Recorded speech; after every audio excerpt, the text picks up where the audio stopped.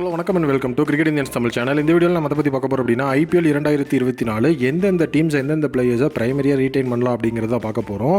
IPL ரூல்ஸை பொறுத்த வரைக்கும் 4 பிளேயரை ஒரு டீம் ரீட்டைன் பண்ணிக்கலாம், ப்ளஸ் 2 ஆர்டிஎம் இருக்குது அப்படிங்கிற மாதிரி சொல்லியிருக்காங்க.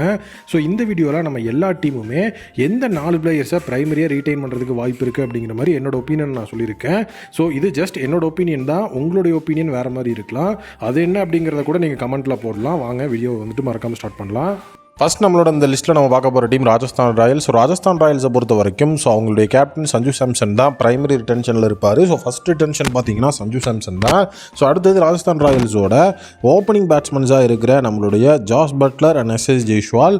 ஸோ அவங்க அப்படியே ரீட்டைன் ஆவாங்க. ஸோ என்னோட ஒப்பீனியனில் பார்த்தீங்க அப்படின்னா இந்த ஒரு இடத்துல ரியான் பராகை ரீட்டைன் பண்ணுவாங்களா, இல்லை ட்ரெண்ட் போல்ட்டை ரீட்டைன் பண்ணிவிட்டு ரியான் பராக்கு ஆர்டிஎம் பண்ணுவாங்களா அப்படிங்கிற ஒரு விஷயம் இருக்குது. ஏன்னா இவங்க எல்லாருமே பார்த்தீங்க அப்படின்னா அவங்களுடைய டாப் 4 இந்த 4 பிளேயர்ஸ் தான் ராஜஸ்தான் ராயல்ஸோட டாப் 4 இருக்கிறாங்க. ஸோ அதனால் கண்டிப்பாக இந்த ஒரு இடத்துல பார்த்தீங்கன்னா ட்ரெண்ட் போல்ட் ஒரு பிரைமரி பிளேயர். ஸோ அதனால் என்னோட ஒப்பீனியனில் பார்த்தீங்கன்னா ட்ரெண்ட் போல்ட்டை உள்ளே ரீட்டைன் பண்ணிவிட்டு ரியான் பராக் மாதிரியான பிளேயர், அதாவது ரியான் பராகை ஆர்டிஎம் பண்ணுறது தான் எஃபெக்டிவாக இருக்கும் அப்படின்னு நான் நினைக்கிறேன். ஏன்னா இந்த ஒரு சீசன் தான் ரியான் பராக் கன்சிஸ்டண்ட்டாக பெர்ஃபார்ம் பண்ணார். பட் ஆனால் Trent Boult season by season கன்சிஸ்டண்ட்டாக பெர்ஃபார்ம் பண்ணிட்டு இருக்காரு. ஸோ அதனால் அந்த ஒரு தவறை ராஜஸ்தான் பண்ணக்கூடாது அப்படிங்கிறது என்னோட ஒப்பீனியன். நெக்ஸ்ட் நம்ம பார்க்க போகிற team Gujarat titans. So Gujarat டைட்டன்ஸை பொறுத்த வரைக்கும் அவங்களுடைய டாப் 4ல் பார்த்தீங்கன்னா கேப்டனாக சுப்மன் கில் ஃபஸ்ட்டு ரீட்டைன் ஆயிடுவார். ஸோ அடுத்தது பார்த்தீங்க அப்படின்னா பவுலர்ஸ், ஒரு ஸ்பின்னர் ஒரு பேசர் அப்படிங்கிற அடிப்படையில் முகமது ஷமியை ஆஸ் அ பேசராக அங்கே ரீட்டைன் பண்ணுவாங்க. So Overseas player and spinner அப்படிங்கிற அடிப்படையில் நம்மளுடைய ரஷீத் கானை ரீட்டைன் பண்ணுவாங்க. ஸோ இன்றைக்கி கூட பார்த்தீங்கன்னா ரஷீத் கான் தான் எங்கள் டீமோட பேக் போன் அப்படின்னு சொல்லி ஒரு நியூஸும் ஜிடி சைட்லேருந்து வந்திருந்தது. ஸோ கண்டிப்பாக ரஷீத் கான் உள்ள ரீட்டைன் ஆவார். ஸோ நெக்ஸ்ட் பார்த்தீங்க அப்படின்னா நம்மளுடைய சாய் சுதர்ஷன் ரீட்டைன் ஆகிறதுக்கான சான்சஸ் அதிகமாக இருக்குது. ஏன்னா அவர் ஒரு ஃபியூச்சர் பிளேயர். இப்போ எப்படி கில் ஒரு யங் பிளேயராக இருக்கிறாரோ, ஸோ அதே மாதிரி நம்மளுடைய சாய் சுதர்ஷன் ஒரு ஃபியூச்சர் பிளேயராக இருக்கிறாரு. ஸோ கண்டிப்பாக அவரை ரீட்டைன் பண்ணும்போது நம்மளுடைய குஜராத் டைட்டன்ஸ்க்கு நல்ல ஒரு ஃபியூச்சர் கிடைக்கிறதுக்கு ஹெவியான வாய்ப்பு இருக்குது. ஸோ அதனால் கண்டிப்பாக இந்த 4 பிளேயர்ஸ் ரீட்டைன் ஆனால் குஜராத் டைட்டன்ஸ்க்கு நல்ல ஒரு ஸ்கோப் இருக்குது அப்படிங்கிறது தான் என்னோட ஒப்பீனியன். ஸோ இவரை தாண்டி பெருசாக அங்கே ரீட்டைன் பண்ணணும் அப்படிங்கிற அடிப்படையிலையும் பிளேயர்ஸ் இல்லை, 2 ஆர்டிஎம் இருக்கிறதுனால ப்ராப்ளம் கிடையாது. ஸோ நெக்ஸ்ட்டு பார்த்தீங்க அப்படின்னா டெல்லி கேபிட்டல்ஸ். ஸோ டெல்லி கேபிட்டல்ஸை பொறுத்த வரைக்கும் ஃபஸ்ட்டு கேப்டனாக நம்மளுடைய ரிஷப் பண்ட் ரீட்டைன் ஆயிடுவார். ரிஷப் பண்ட் ரீட்டைன் ஆனதுக்கப்புறம் பார்த்தீங்க அப்படின்னா அந்த இடத்துல செகண்ட் ரிட்டென்ஷன் கண்டிப்பாக அக்ஷர் பட்டேலுக்கு கொடுக்கலாம் அப்படிங்கிற என்னோட ஒப்பீனியன். ஏன்னா ஃபியூச்சர் பிளேயராகவும் அந்த இடத்துல ஃபுல் லாங் டேர்ம் பிளேயராகவும் அக்ஷர் பட்டேல் இருப்பார். இந்தியன் டீம்லையும் கன்சிஸ்டன்ட் மெம்பராக உள்ளே இருக்கிறாரு. கரண்ட்டாக பார்த்தீங்கன்னா எல்லா லீக்லையுமே பார்ட்டிசிபேட் பண்ணுறாரு. டொமஸ்டிக்கில் ஆல்ரெடி பார்ட்டிசிபேட் பண்ணுறாரு. இப்போ துலீப் ட்ராஃபியில் கூட கன்சிஸ்டண்ட்டான பெர்ஃபார்மன்ஸ் கொடுத்துட்ருக்காரு. ஸோ ஈவன் அந்த இடத்துல அஸ்வின் ஜடேஜா ஃபெயில் ஆகிறப்போ கூட நம்மளுடைய அக்ஷர் பட்டேல் நல்ல பெர்ஃபார்மன்ஸை கொடுத்துட்ருக்காரு. ஸோ அடுத்தது குல்தீப் யாதவ். ஸோ கண்டிப்பாக அவருடைய ஃபார்ம் டெல்லி கேபிட்டல்ஸில் நல்லாவே இருந்தது. ஸோ அதனால் அவரை கண்டிப்பாக நம்ம ரீட்டைன் பண்ணலாம். ஆர்டிஎம் அப்படிங்கிறத தாண்டி கண்டிப்பாக நம்மளுடைய அக்ஷர் பட்டேல் கூடவே குல்தீப் யாதவ் ரீட்டைன் ஆகிறதுக்கு ஹெவியான வாய்ப்பு இருக்குது. ஸோ நெக்ஸ்ட் பார்த்தீங்கன்னா மிச்சல் மார்ஸ். ஸோ கண்டிப்பாக ஒரு ரிட்டென்ஷனில் இருப்பார். ஸோ இந்த இடத்துல பார்த்தீங்க அப்படின்னா அந்த ஓவர்சீஸ் சைடு தான் யாருக்கு அப்படிங்கிறத முடிவு பண்ணணும். ஸோ டோட்டலாக ஜேஸ் ஃபேசர் மெக்கர்க்கா, இல்லை மிச்சல் மார்ஸா, இல்லை ட்ரிஸ்டன் ஸ்டப்ஸா, யாருக்கு அந்த ஆர்டிஎம் போகும்போது யார் ரிட்டென்ஷன் அப்படிங்கிறத முடிவு பண்ணணும். ஸோ நீங்கள் என்ன நினைக்கிறீங்க அப்படிங்கிறத சொல்லுங்கள். ஸோ எந்த ஓவர்சீஸ் பிளேயரை உள்ள ரீட்டைன் பண்ணிட்டு யாருக்கு ஆர்டிஎம் சூஸ் பண்ணுவீங்கிறத சொல்லுங்கள். நெக்ஸ்ட் டீம் பார்த்தீங்கன்னா பஞ்சாப் கிங்ஸ். பஞ்சாப் கிங்ஸை பொறுத்த வரைக்கும் 0 ரிட்டென்ஷன்ஸ் அப்படிங்கிற மாதிரி நிறைய இடத்துல போட்டிருந்தாங்க. பட் 0 ரிட்டென்ஷன்லாம் லாஜிக்லெஸ், அதுக்கு வாய்ப்பு இல்லை. ஸோ அதனால் ஃபஸ்ட்டு சாம் கரனை கண்டிப்பாக பிரைமரி ரிட்டென்ஷனில் ரீட்டைன் பண்ணுறதுக்கு வாய்ப்பு இருக்குது. ஸோ செகண்ட் பார்த்தீங்கன்னா தவானை ரீட்டைன் பண்ணுவாங்களா அப்படிங்கிற ஸ்டில் எனக்கு ஒரு கொஷின் மார்க் இருக்குது.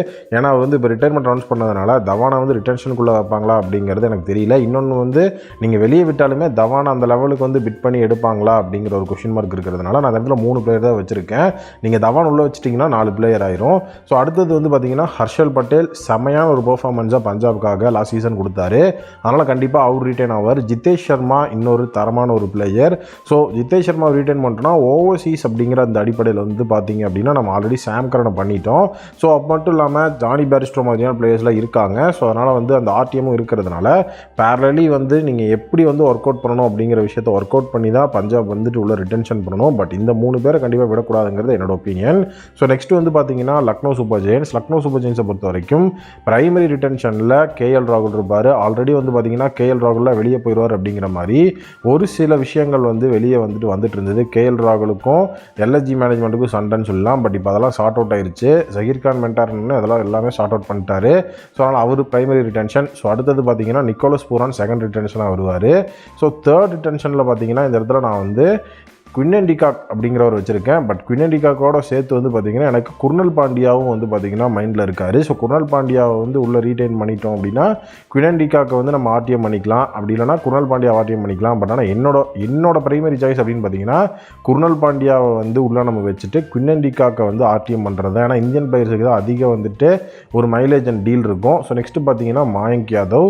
ஏன்னா வந்து பார்த்திங்கன்னா அவரோட பெர்ஃபார்மன்ஸும் அந்த லெவலில் இருந்து. ஸோ எல்எஸ்ஜியை பொறுத்த வரைக்கும் குர்னல் பாண்டியா, கேஎல் ராகுல், Mayank Yadav and Nicholas Pooran primary ரிட்டென்ஷனில் இருப்பாங்க அப்படிங்கிறது என்னோட opinion. Next team CSK. Chennai super கிங்ஸை பொறுத்த வரைக்கும் அங்கே நம்ம எப்பவும் போல் வந்துட்டு Ruturaj Gaikwad as a captain. So அவர் ரிட்டைன் ஆவார். ஸோ அடுத்தது பார்த்தீங்கன்னா செகண்ட் ரிட்டென்ஷனில் நம்மளுடைய ஜடேஜா, தேர்ட் ரிட்டென்ஷனில் வந்து பார்த்தீங்கன்னா பதிரானா. ஸோ அதுக்கப்புறம் அந்த ஃபோர்த் ரிட்டென்ஷன் அப்படிங்கிறது தான் வந்துட்டு ஸோ தலையா இல்லை சிவம் தூபேவா அப்படிங்கிற ஒரு கொஷின் இருக்குது. ஏன்னா அந்த இடத்துல வந்து ஓவர்சீஸ் பிளேயர் அப்படிங்கிறதுல வந்து பதினா ரிட்டைன் ஆகிட்டார். ஸோ தலை வந்துட்டு என்ன முடிவு பண்ணுறாரு அப்படிங்கிறது தெரில. லாஸ்ட் டென்ஷன் அப்படிங்கிறதுல வந்துட்டு ஓகே அப்படின்னா தலையை ரீட்டைன் பண்ணிடுவாங்க. இல்லை ஆக்ஷனுக்கு போய் அவர் வராரா அப்படிங்கிற விஷயமும் இந்த இடத்துல ஒரு கொஷின் மார்க்காக தான் இருக்குது. எப்படியும் அவர் ஆக்ஷனுக்குலாம் விட மாட்டாங்க அப்படிங்கிற ஒரு மைண்ட் செட்டில் இருக்கிறதுனால தலையை வந்து ஃபோர்த் ரிட்டென்ஷனாக வச்சுருக்கோம்.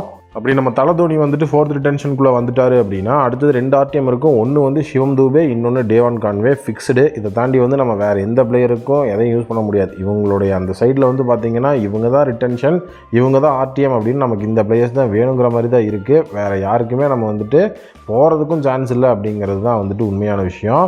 ஸோ நெக்ஸ்ட்டு பார்த்தீங்கன்னா சன்ரைஸ் ஹைதராபாத். ஸோ எஸ்ஆர்ஹெச்சை பொறுத்த வரைக்கும் ஃபஸ்ட் டென்ஷனில் அந்த இடத்துல வந்துட்டு பேட் கமின்ஸ் இருப்பார், அஸ் அ கேப்டனாக அவர் இருப்பார்.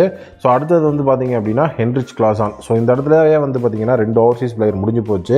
ஸோ அதனால் வந்து டிராவிஸ் ஹெட்டை ரீட்டைன் பண்ணுறது அப்படிங்கிறது சாத்தியமில்லாத விஷயம். என்ன தான் நீங்கள் 4 பிளேயர் ரீட்டைன் பண்ணிக்கலாம்னு வச்சாலுமே 2 ஓவர்சீஸ் பிளேயர் தான் மேக்ஸிமம் உங்களால் வந்து ரீட்டைன் பண்ண முடியும் பிரைமரி சைடில். அதனால் டிராவிஸ் ஹெட்டை கண்டிப்பாக நம்ம ஆர்டிஎம் தான் பண்ணி ஆகணும். ஸோ நெக்ஸ்ட்டு வந்து பார்த்திங்கன்னா அபிஷேக் சர்மா. ஸோ அதுக்கப்புறம் ஒரு இந்தியன் பிளேயர் அப்படிங்கிற அடிப்படையில் அந்த இடத்துல புவி இருக்கார். அப்படி இல்லை அப்படின்னா நீங்கள் நிதிஷ்குமார் ரெட்டியை ரீட்டைன் பண்ணுறீங்க அப்படின்னாலும் அது உங்களுடைய விருப்பம் தான். ஏன்னா அந்த இடத்துல இந்தியன் பிளேயரை மட்டும்தான் வைக்க முடியும். நீங்கள் எந்த இந்தியன் பிளேயரை வேணாலும் வச்சு நீங்கள் வந்துட்டு உங்களுடைய ரிட்டென்ஷனை ஃபுல்ஃபில் பண்ணிக்கலாம்.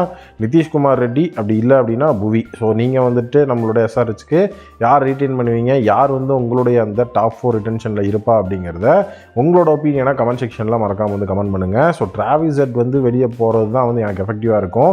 ஏன்னா அபிஷேக் சர்மாலாம் வெளியே போனால் கண்டிப்பாக ஹை பிட்டிங் வேறு லெவலில் போகும். So next team royal challengers Bangalore. So ஆர்சிபியை பொறுத்த வரைக்கும் அவங்களுடைய பிரைமரி ரிட்டென்ஷனில் ஃபஸ்ட்டு ரிட்டென்ஷனாக பார்த்தீங்க அப்படின்னா நம்மளுடைய Virat Kohli. So second ரிட்டென்ஷனில் so கண்டிப்பாக வந்து ரஜத் படிட்டரை வைக்கலாம். ஏன்னா வந்துட்டு சிராஜை வந்து பெரிய லெவலில் வந்து நம்ம பூஸ்ட் பண்ணியும் அவரோட பர்ஃபார்மன்ஸ் வந்துட்டு ரொம்ப டவுனில் தான் இருந்தது. ஸோ அதனால் இந்த தடவை வந்து பார்த்திங்கன்னா ரஜத் படிட்டர் கண்டிப்பாக வந்துட்டு வேறு லெவலில் பெர்ஃபார்ம் பண்ணிருக்காரு கன்சிஸ்டண்ட்டாக, அவரை வைக்கலாம். அடுத்தது வந்து பார்த்திங்கன்னா ஓவர்சீஸ் சைடில் வந்துட்டு வில் ஜாக்ஸ் வந்துட்டு நல்ல ஒரு தரமான பிளேயராக இருப்பார். ஏன்னா மேக்ஸ்வெல் வந்துட்டு ஆல்ரெடி ஆர்சிபி அன்ஃபாலோ பண்ணிட்டாரு. ஸோ ஒரு மிகப்பெரிய தொகை கொடுத்து ட்ரேடு வாங்கினா கேமரன் க்ரீனை. ஸோ கண்டிப்பாக வந்துட்டு இந்த தடவை அவங்களோட மணி மைண்ட், அதாவது பர்ஸ் அப்படிங்கிற எஃபெக்டிவாக இருக்கணுங்கிறதுக்காகவே ரிலீஸ் பண்ணி ஆர்டிஎம் வேணால் பண்ணுறதுக்கு தான் ட்ரை பண்ணுவாங்க. அவ்வளோ கோடி கொடுத்தலாம் ரீட்டைன் பண்ண மாட்டாங்க. ஸோ சிராஜ் வந்து லாஸ்ட் டென்ஷனாக உள்ளே இருப்பார் அப்படிங்கிறது என்னோட ஒப்பீனியன். அப்படி இல்லை அப்படின்னாலும் வந்து பார்த்திங்கன்னா வில் ஜாக்ஸை லாஸ்ட் டென்ஷனாக வைக்கலாம். Kohli, Rajat Patidar, Siraj and Will Jacks அப்படின்னு சொல்லி இந்த 4 பிளேயர்ஸை ஆர்சிபி ரீட்டைன் பண்ணுறதுக்கான சான்சஸ் கண்டிப்பாக ஹெவியாக இருக்குது. அதுதான் நடக்கிறதுக்கான சான்ஸாகவும் இருக்குது. ஸோ நெக்ஸ்ட்டு நம்மளோட டீம் என்ன அப்படின்னா கேகேஆர். கொல்கத்தா நைட் ரைடர்ஸை பொறுத்த வரைக்கும் ஸ்ரேயஸ் ஐயர் ஃபஸ்ட் டென்ஷனாக இருப்பார். ஸ்ரேயஸ் ஐயர் ஃபஸ்ட் டென்ஷனாக இருக்கும்போது செகண்ட் ரிட்டென்ஷன் வந்துட்டு கண்டிப்பாக வந்துட்டு சுனில் நரேனா, ரசலா அப்படின்னு இருக்கும். ஸோ இந்த இடத்துல எந்த ரிட்டென்ஷன் எவ்வளோ சேலரிலாம் நம்ம பார்க்க வேணாம், கண்டிப்பாக யாருன்னு மட்டும் பார்ப்போம். ஸ்ரேயஸ் ஐயர், நரேன், ரசல் வந்துட்டு கண்டிப்பாக அந்த இடத்துல டிஃபால்ட் பிக்கு. ஸோ அந்த ரிங்கு சிங்கா, வருண் சக்கரவர்த்தியா, வெங்கடேஷ் ஐயரா அப்படின்னு சொல்லி நிறைய பேர் வந்துட்டு அந்த லாஸ்ட் டென்ஷனுக்கு தான் போட்டி போட்டுட்ருக்காங்க. இப்போ ரிங்கு சிங் பார்த்தீங்கன்னா எனக்கு நான் வாங்குற 55 லட்சமே போதும் அப்படிங்கிற மாதிரி முந்தானத்தை வந்து ஒரு ஸ்டேட்மெண்ட்டை கட் பண்ணியிருந்தார். பட் ஆனால் வெங்கடேஷ் ஐயர், வருண் சக்கரவர்த்திலாம் அந்த மாதிரி எதுவும் சொல்லலை. ஸோ அது மட்டும் இல்லாமல் இந்த இடத்துல நம்ம இன்னொரு விஷயம் பார்க்க வேண்டியது என்னென்னா, யாரை ஆர்டிஎம் பண்ணால் ஈஸியாக இருக்கும், யாருக்கு வந்து கம்மியான விலைக்கு ஆர்டிஎம் பண்ண முடியும் அப்படின்னா வெங்கடேஷ் ஐயரை கண்டிப்பாக கம்மியான விலைக்கு ஆர்டிஎம் பண்ணலாம் கம்பேர் வித் வருண் சக்கரவர்த்தி அண்ட் ரிங்கு சிங். ஸோ இந்த 4th ஃபோர்த் ரிட்டன்ஷன் வருண் சக்கரவர்த்தியா ரிங்கு சிங்கா அப்படிங்கிற விஷயம் கண்டிப்பாக ஹெவியாக போயிட்டுருக்கு. ஏன்னா வருண் சக்கரவர்த்தி ரிங்கு சிங் 2 பேருமே தரமான பிளேயர்ஸ், தரமான பட்ஜெட்டு, அதை கொஞ்சம் பார்த்து தான் கேகேஆர் ஹேண்டில் பண்ணணும். So next Mumbai Indians. So Mumbai இந்தியன்ஸை பொறுத்த வரைக்கும் அவங்களுடைய பிரைமரி ரிட்டன்ஷனில் கண்டிப்பாக இந்த 4 பிளேயர்ஸ் தான் இருப்பாங்க. அதில் எந்த ஒரு விதமான மிகையும் கிடையாது. பட் ஆனால் வந்துட்டு எல்லாருமே கேப்டு பிளேயர்ஸாக இருக்கிறதுனாலையும் யாருமே ஓவர்சீஸ் பிளேயர்ஸாக இல்லை, எல்லாருமே கேப்டு பிளேயர்ஸாக இருக்கிறதுனால ரூல் வந்து இதுக்கு ஒத்துக்குமா அப்படிங்கிற விஷயம் தான். ஏன்னா எந்த டீம்லேயுமே பார்த்தீங்கன்னா இந்தியன் பிளேயர்ஸ் 4 பேருமே கேப்டு அப்படிங்கிற மாதிரி இல்லை. ஒன்றாவது வந்து ஓவர்சீஸ் பிளேயராக இருப்பாங்க. அந்த இடத்துல கூட இந்த இவங்களுக்கு வந்து கிடையாது. அப்படி ஓவர்சீஸ் பிளேயர்னால் அவங்க வந்து துஷாரா அப்படின்னா டிம் டேவிட் தான் வந்து உள்ளே கொண்டு வரணும். ஹர்திக் பாண்டியா, ரோஹித் சர்மா, பும்ரா அண்ட் ஸ்கை இவங்க எல்லாருமே ரீட்டைன் ஆகணும் அப்படிங்கிறது தான் மும்பையோட தாரக மந்திரம். பட் ஆனால் ஐபிஎல் ரூல் அதுக்கு ஒத்துழைச்சது அப்படின்னா ஓகே, அவங்க ரீட்டைன் ஆகிக்கலாம், எந்த பிரச்சனையும் இல்லை. ஐபிஎல் ரூல் வந்து ஒத்துழைக்கல அப்படின்னா அந்த இடத்துல வந்து ஒரு திலக்குர்மா மாதிரியான பிளேயர் உள்ளே வந்துட்டு இதிலேருந்து யாராவது ஒருத்தர் வெளியே போகிற மாதிரி இருக்கும். ஸோ ஐபிஎல் ரூலுக்கு தான் நான் வெயிட் பண்ணுறேன்.